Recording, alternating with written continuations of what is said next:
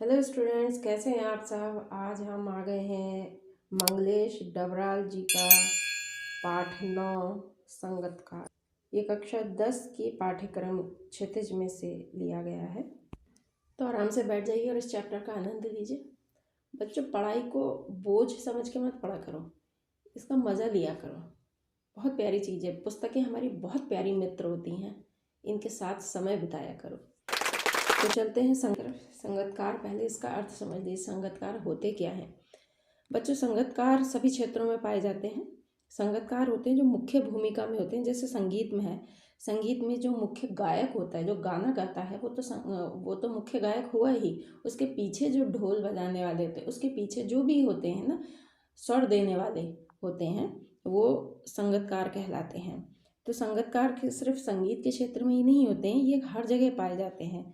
जैसे फिल्मों में पाए जाते हैं, नृत्य में पाए जाते हैं, राजनीति में पाए जाते हैं, नाटक में पाए जाते हैं, धर्म में पाए जाते हैं, सभी जगह संगतकार मिलते हैं। अब फिल्मों का अगर आपको एक उदाहरण दे तो फिल्म में, जैसे फिल्म में एक्ट्रेस कोई डांस कर रही होती है तो उसके पीछे 6-7 महिलाएं डांस कर रही होती हैं, तो वो संगतकार कहलाएंगी। इससे उम्मीद है आपको समझ में आ गया होगा संगतकार क्या होते हैं। आइए चलते हैं अभी चैप्टर की तरफ। मुख्य गायक के चट्टान जैसे भारी स्वर का साथ देती यह आवाज़ सुंदर कमजोर कांपती हुई थी। यह मुख्य गायक का छोटा भाई है, यह उसका शिष्य है। इसमें ये कहा जा रहा है कि मुख्य गायक के चट्टान जैसे भारी स्वर का साथ देती यह आवाज़ सुंदर कमजोर कांपती हुई थी। मतलब जो मुख्य गायक था, मुख्य गायक के चट्टान जैसे भारी स्वर का साथ दे रही थी, उसकी दमदार स्वर में अपना स्वर मिला रही थी। लेकिन ये जो आवाज़ थी वो सुंदर तो थी, लेकिन कमज़ोर थी, धीमी थी, पतली थी, कांपती हुई थी। यह गायक मुख्य गायक का छोटा भाई है। अब ये जो गायक है, जो संगतकार है, वो मुख्य गायक का छोटा भाई भी हो सकता है, या फिर उसका कोई शिष्य भी हो सकता है, या फिर पैदल चलकर सीखने वाला दूर का कोई रिश्तेदार भी हो सकता है। कोई भी हो सकता है।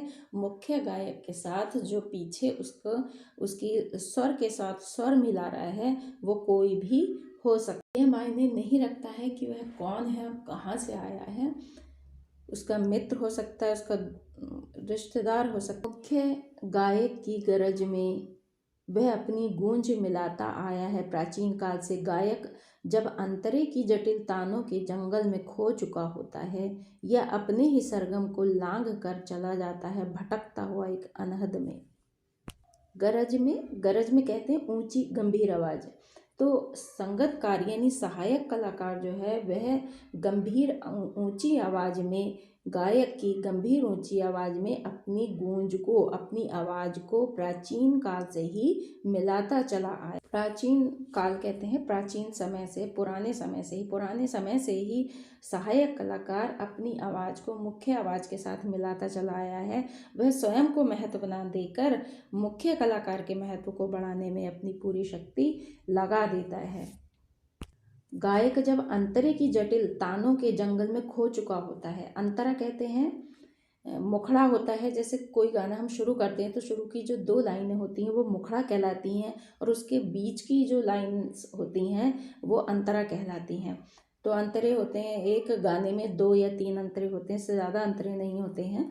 तो शुरू की 2 लाइनें जो होती हैं, वो जो मुख्य बोल होते हैं वो मुखड़ा कहलाते हैं, और बीच की लाइन्स अंतरा कहलाती हैं। तो गायक जब बीच की लाइनों में जाता है, अंतरे में जाता है, गाने के बीच में आ जाता है, तब जटिल तानों के जंगल में खो चुका होता है। क्योंकि बीच अंतरे में गाना थोड़ा जटिल हो जाता है, मुखड़े में थोड़ा आसान होता है, लेकिन जटिल हो जाता है गाना बीच में जाकर।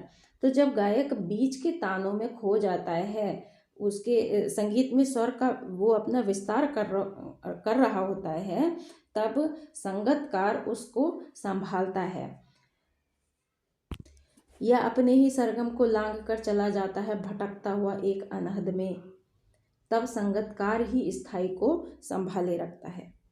जब मुख्य गायक अपने ही सरगम को लांघ कर सरगम कहते हैं 7 स्वरों के समूह को सरगम कहते हैं। सा रे गा मा पा धा नी, ये 7 स्वर होते हैं, ये मेन स्वर होते हैं संगीत में। तो जब इन सरगम को लांघ कर गायक आगे चला जाता है, आगे बढ़ जाता है, तो उसको संगतकार ही उसकी स्थाई मतलब मुखड़े को, उसके स्थाई को सहायक कलाकार ही संभालता है, संगतकार ही संभालता है। जैसे समेटता हो मुख्य गायक का पीछे छूटा हुआ सामान, जैसे उसे याद दिलाता हो उसका बचपन जब वह नौसिखिया था। तो आगे कवि ये कह रहे हैं कि जब मुख्य गायक आगे बढ़ जाता है, गाने में आगे बढ़ जाता है, तो वो संगतकार ही उसके पीछे, जैसे पीछे का छूटा हुआ सामान को पीछे के लोग संभालते हैं, उठाते हैं, बचाते हैं, वैसे ही संगतकार भी मुख्य गायक के पीछे का सामान, मतलब जो पीछे की जो धुन है, पीछे की धुन से मतलब उसका अंतरा जो है, उसका मुखड़ा जो है, उनकी धुनों को, उनकी शब्दों को, वही उनके लय को वही संभालता है। और उसे जैसे याद दिलाता हो उसका बचपन जब वह नौसिखिया था, तो उसे वह बचपन उसका याद दिलाता है कि जब वह नौसिखिया कहते हैं जिसने अभी अभी सीखना शुरू किया हो, सीखना आरंभ किया हो, उसको नौसिखिया कहते हैं। तो जब नौसिखिया जो कोई होते हैं तो वो थोड़ी थोड़ी छोटी छोटी गलतियां भी करते हैं, तो वो ये ऐसा याद दिलाता है कि जैसे वह नौसिखिया भी था। तार सप्तक में जब बैठने लगता है उसका गला, प्रेरणा साथ छोड़ती हुई उत्साह अस्त होता हुआ।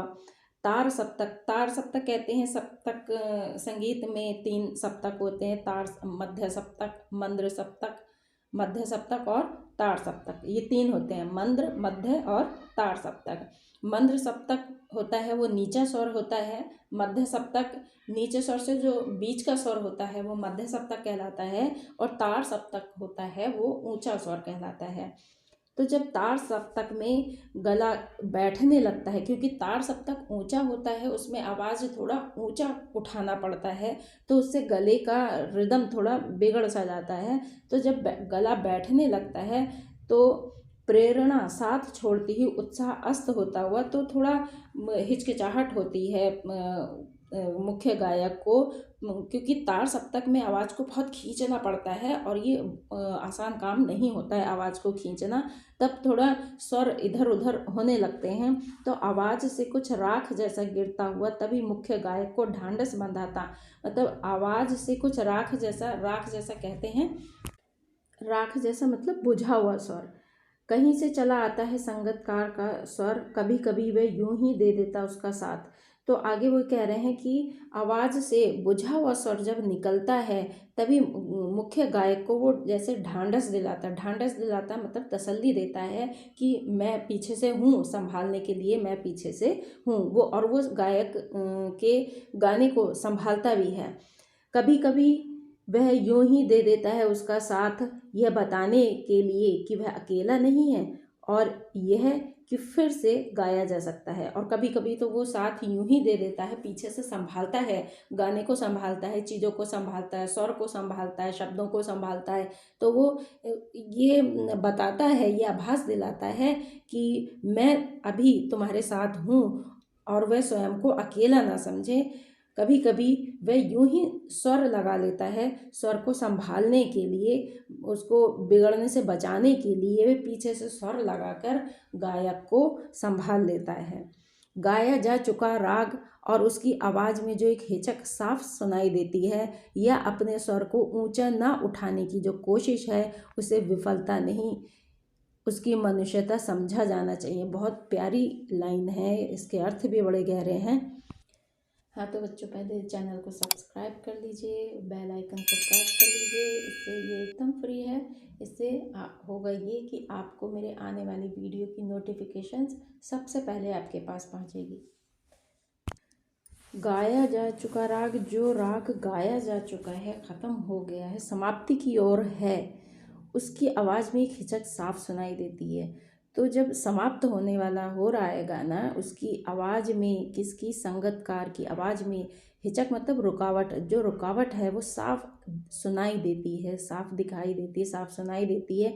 या अपने स्वर को ऊंचा ना उठाने की जो कोशिश है उसे विफलता नहीं, उसकी मनुष्यता समझा जाना चाहिए कि संगीतकार जो है वो मुख्य गायक की आवाज़ के पीछे रहता है, वह अपनी आवाज़ को आगे नहीं लाता है, वह जानबूझकर अपनी आवाज़ को धीमी रखता है उसे। लेकिन उसकी असफलता नहीं कहना चाहिए, ये नहीं कह सकते कि उसे संगीत का ज्ञान नहीं है या उसे स्वर की समझ नहीं है, ऐसा नहीं कह सकते। लेकिन वो जानबूझकर ऐसा करता है जिससे जो मुख्य गायक है उसकी महत्ता पर कोई कमी ना आने पाए। वह अपनी पूरी शक्ति लगा देता है मुख्य कलाकार के महत्व को बढ़ाने के लिए, वह अपनी पूरी शक्ति लगा देता है। तो ये उसकी मानवता है, वह अपने को थोड़ा नीचा कर लेता है, ये उसकी मानवता है, उसकी मनुष्यता है, ये उसकी महानता है, अपने गायक को सम्मान देने का एक तरीका है। तो ये था आज का चैप्टर।